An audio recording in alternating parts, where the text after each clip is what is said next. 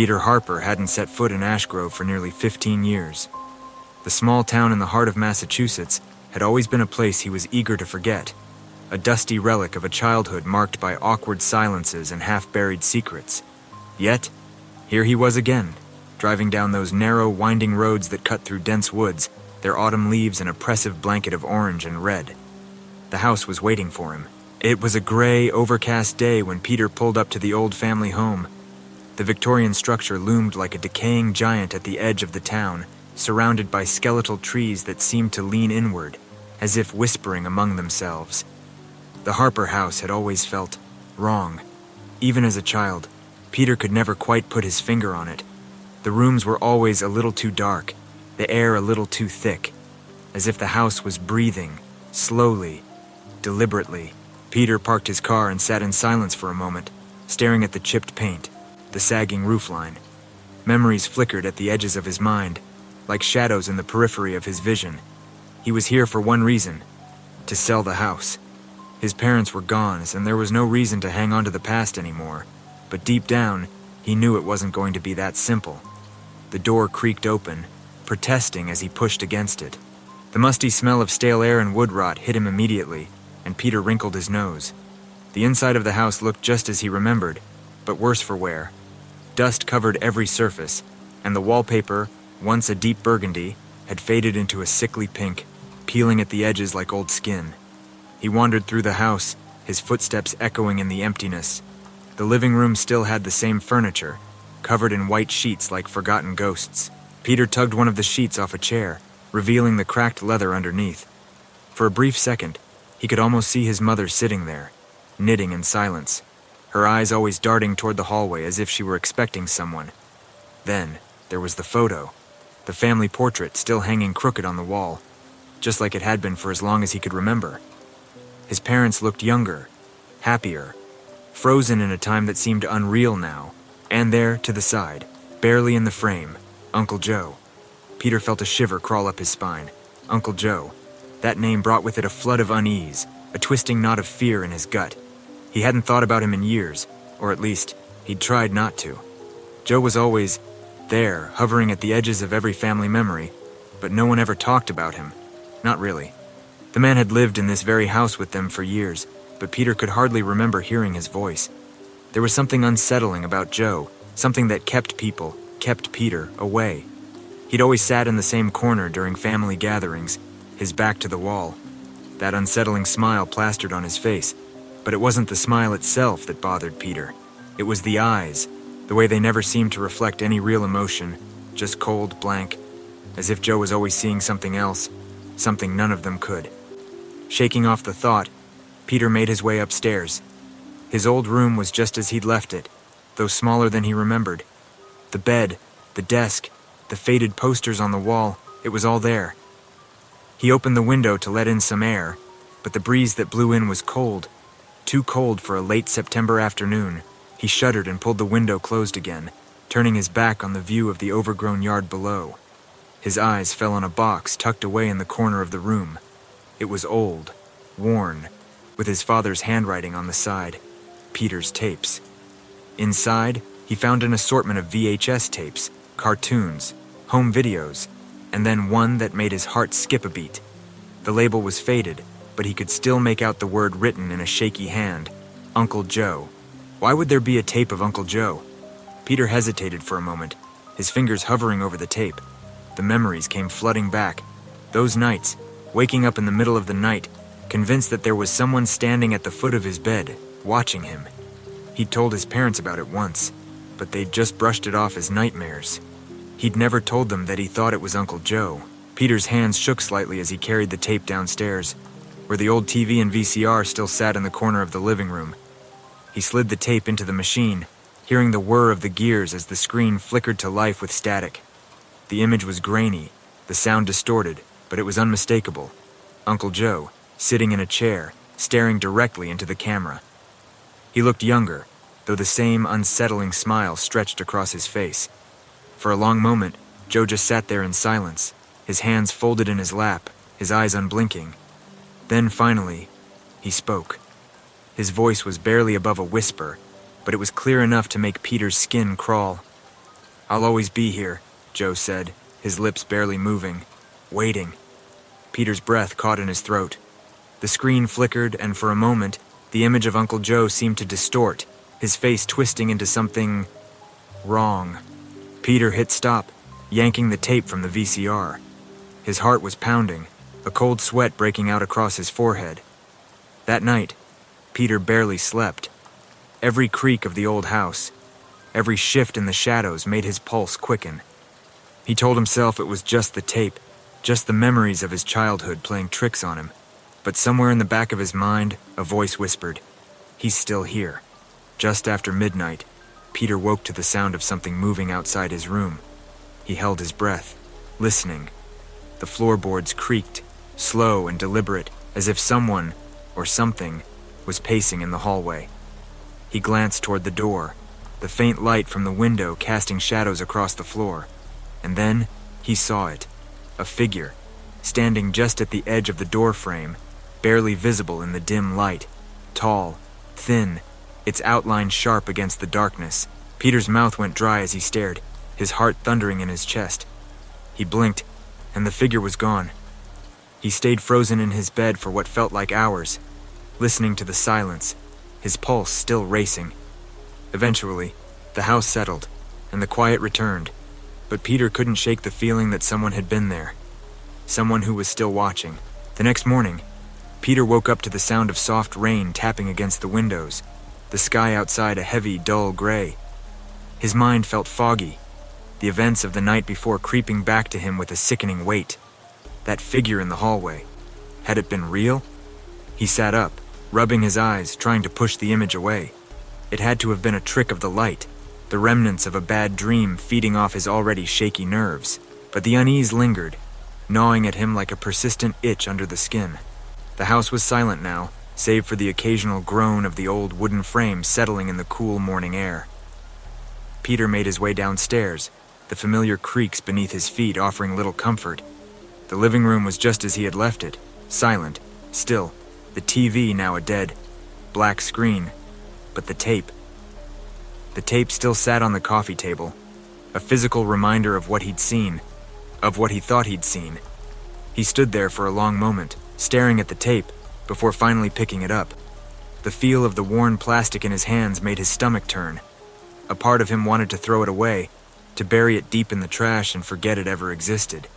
But another part, a part he didn't like to acknowledge, wanted to watch it again, to see if there was something he missed. Maybe there was an explanation, something logical that could explain away the bizarre image of Uncle Joe staring at him from across the years. Peter shook his head, tossing the tape onto the kitchen counter. He needed coffee, something to shake off the lingering fog in his brain. But as he reached for the cabinet, the whisper of a thought crossed his mind, unbidden and unwanted. "I'll always be here, waiting." The word sent a chill down his spine, even though he tried to laugh it off. Just a coincidence, he told himself. It was an old tape, something left behind by a family member who had long since passed. But no matter how hard he tried to dismiss it, the memory of Joe's face, twisted, unnatural, stuck with him. By the time Peter poured his second cup of coffee, he had convinced himself that he needed to do something productive. Anything to take his mind off the tape, off the house, and off Joe. Maybe cleaning up the place, packing up some of his parents' old belongings, would distract him. He grabbed a trash bag and made his way into the dining room, where stacks of old magazines, papers, and unopened letters were still scattered across the table. As he sorted through the mess, his mind wandered back to his childhood in this house, the quiet dinners, the way his father had always seemed tense whenever Joe was around. He could still remember the way his mother used to glance nervously at the door whenever Joe walked into the room, like she was waiting for something, expecting something. Peter never understood it back then. But now, as he stood in the middle of the empty house, he began to wonder if there had been more to Uncle Joe than just a strange, withdrawn man. Peter shoved a stack of old newspapers into the trash bag, but something caught his eye. A small envelope, yellowed with age, tucked between two piles of papers. His name was written on the front, in his father's handwriting. He stared at it for a long moment, heart suddenly pounding in his chest. Why would his father leave him a letter? And why hadn't he ever mentioned it? With trembling hands, Peter tore open the envelope, unfolding the brittle paper inside. The handwriting was familiar but shaky, as if his father had written it in a hurry or under some kind of stress. Peter, there are things I should have told you, but I didn't. Not because I didn't want to, but because I was afraid of what it would do to you, what it would do to all of us. Joe, your Uncle Joe, he wasn't just strange. He was dangerous, and not in the way you might think. There was something wrong with him, something that none of us could ever explain. Your mother and I tried to protect you from it, to shield you from the truth, but we couldn't. Not forever. I don't know if you'll ever read this letter, but if you do, please, stay away from the house, get rid of it, and don't look back. Some things are better left buried. Dad Peter's hands shook as he lowered the letter, his mind reeling. What the hell was his father talking about? Dangerous. Joe had always been odd, sure, but dangerous? The words felt like a slap in the face, a revelation that made his already frayed nerves tighten even further. He stuffed the letter back into the envelope, pacing the length of the room. His father had never been one for dramatics. He'd always been practical, level-headed. If he'd felt the need to write something like this, there had to be a reason. But what? What could possibly have made Joe so dangerous? Peter's thoughts swirled in a chaotic mess, the edges of his sanity fraying with every second he spent in this house. He needed answers. He needed to understand what his father had meant, what his family had been hiding all those years. But the only person who could give him those answers was long gone. Or was he? Without thinking, Peter grabbed the tape from the counter and shoved it back into the VCR.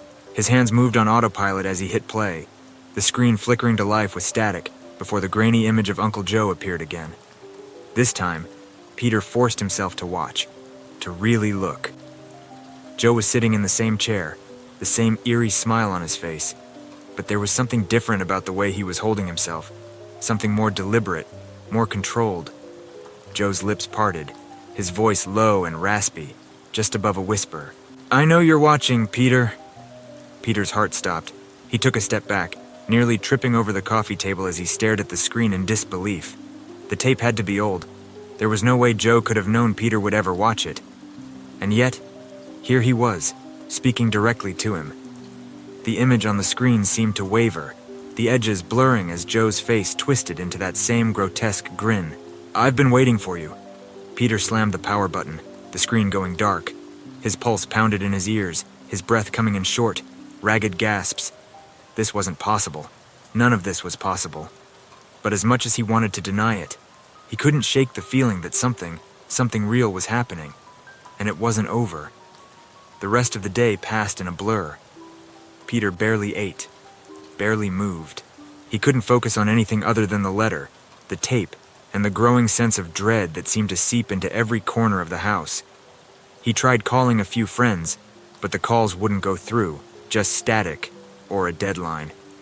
His phone's signal flickered in and out, the battery draining faster than usual. By nightfall, the unease had settled into a full-blown paranoia. Peter found himself jumping at every creak, every gust of wind that rattled the windows. The shadows in the house seemed to stretch longer, darker, like they were reaching for him, watching him. It was just after midnight when the whispers started. At first, Peter thought it was the wind, a soft, barely audible sound, like air moving through the cracks in the walls. But then he heard it again, clearer this time, a voice, low, distorted, but unmistakable. Peter. He froze, his heart hammering in his chest. The voice was coming from the hallway, just outside his bedroom door. Slowly, he got up, his body moving on instinct, every part of him screaming to run, to leave the house and never look back. But he couldn't. His feet carried him toward the door, his hand reaching for the knob before he even realized what he was doing. The hallway was dark, the only light coming from the sliver of moonlight that seeped through the cracks in the blinds. Peter strained his ears. Listening, nothing. He stepped into the hallway, the floor creaking under his weight. The shadows seemed to shift around him, moving with a life of their own. He could feel the hairs on the back of his neck standing on end, his breath coming in shallow, uneven gasps. Then, from the darkness ahead, the voice came again, closer this time. "Peter." It was a whisper, barely louder than a breath, but it sent a shock of cold terror through his body. He backed up, his heart racing, but before he could turn, something moved in the corner of his eye. A flicker of motion at the end of the hallway. There, just barely visible in the darkness, was a figure. Tall, thin, standing perfectly still. Watching. Peter's breath caught in his throat as he stared, his mind struggling to comprehend what he was seeing. The figure didn't move, didn't make a sound, but its presence was undeniable. Slowly, Peter backed away, his eyes never leaving the figure. He could feel his heart pounding in his chest, his entire body trembling with fear. The shadows around him seemed to grow darker, thicker, pressing in on him from all sides. Then, as suddenly as it had appeared, the figure was gone.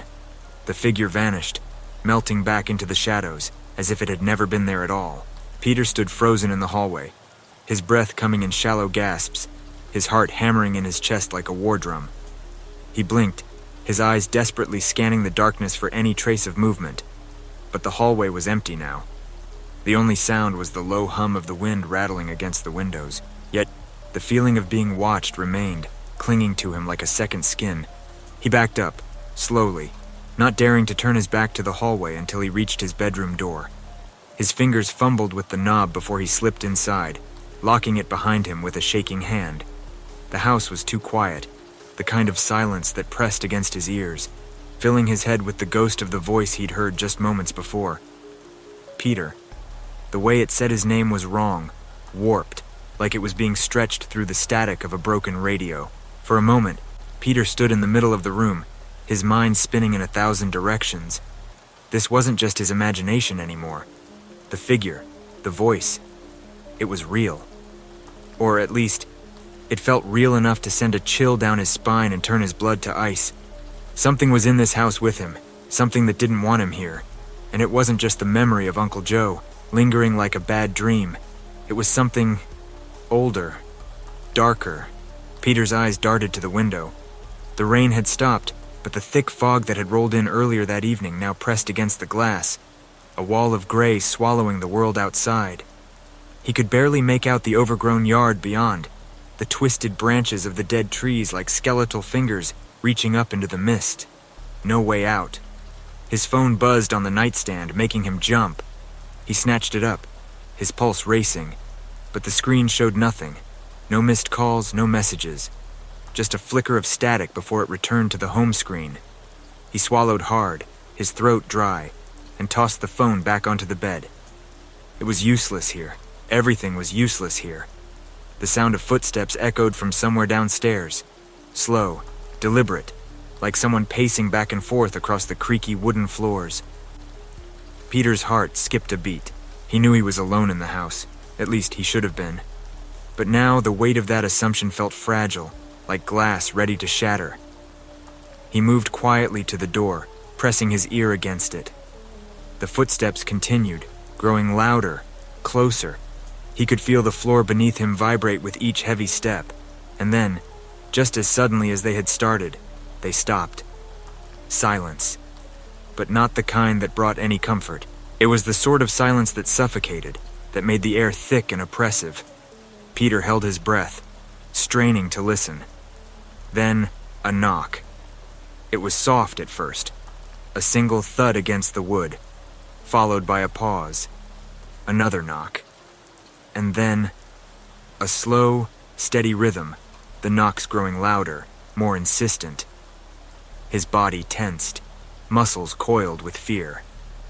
The door shook under the force of it now, as if someone, or something, was trying to get in. "Peter!" The voice whispered again, this time from just the other side of the door. It was unmistakably Joe's voice, but it was distorted, stretched, like it was being filtered through a layer of static and something far more sinister.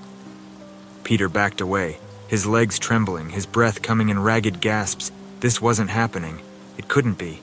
His uncle was dead. He had been dead for years. But the voice sounded so real, so impossibly close. The door handle rattled. A surge of adrenaline shot through him, and Peter scrambled toward the window. His fingers fumbled with the latch, but the fog outside seemed to thicken, pressing harder against the glass as if the very air outside was alive, trapping him in. He was shaking now, frantic, trying to pry the window open, but it wouldn't budge. Thud. The door shook again, harder this time. Thud. The hinges creaked, and the wood groaned under the pressure. Peter turned back toward the door, his heart hammering in his throat. The handle twisted slowly, almost deliberately, the metal squealing under the strain. Then, with a final, deafening crack, the door burst open. But there was no one there. Just the gaping, dark hallway beyond. No figure, no footsteps. Only the thick, oppressive weight of the silence. Peter's breath came in ragged gasps, his chest heaving as he stared into the empty hallway. He didn't move. He couldn't. His legs felt like they had turned to lead, his body rooted to the spot. And then, from the corner of his eye, he saw it. In the far end of the hallway, just barely visible in the dim light, stood the figure again. Tall, thin, with that same grotesque grin stretching across its pale face. Uncle Joe. Peter's breath caught in his throat as the figure slowly lifted a hand, pointing directly at him. He stumbled backward, his legs finally obeying as he crashed into the nightstand, sending the lamp toppling to the floor with a loud crash. The figure didn't move. It just stood there, watching, that twisted smile never fading. Peter scrambled toward the door, his eyes locked on the figure. But before he could reach the hallway, something cold wrapped around his ankle, yanking him to the ground. He hit the floor hard, the wind knocked out of him as he gasped for breath. He twisted around, trying to free his leg, but the grip tightened, icy and relentless. A voice, low and rasping, filled the room. "I told you. I'd be waiting." Peter kicked wildly, his foot connecting with something solid.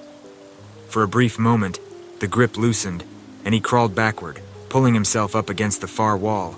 His heart was racing, his entire body trembling. The figure was gone.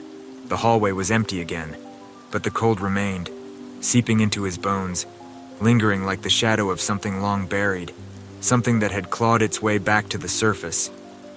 Peter stumbled to his feet, his mind racing. He couldn't stay here. He needed to get out of the house, away from whatever this was. Uncle Joe, whatever he had become, wasn't just a memory. He was here, and he wanted something.